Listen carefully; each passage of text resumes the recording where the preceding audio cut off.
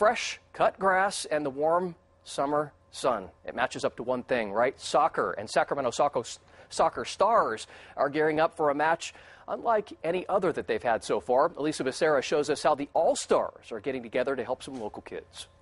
Everything is moving quickly for the Sacramento All-Stars as they head into an exhibition match that is sure to thrill the fans. It's all part of Sacramento Soccer Day. The competition is fierce. First, England's Norwich City Football Club versus Mexico's Dorados de Sinaloa. Then, Sac All-Stars go head-to-head against the San Jose Earthquakes reserve team. Player Gabriel Padilla has his own predictions. I guess I would go for Mexico, just because I'm a little bit partial towards them. Yes. But for this game, definitely rooting for my guys. I think we're going to bring it to them, and I hope that they're ready. It should be some great soccer. Our Sacramento team we're pretty competitive. It's for what we've seen so far in the trainings and a couple of scrimmages we have.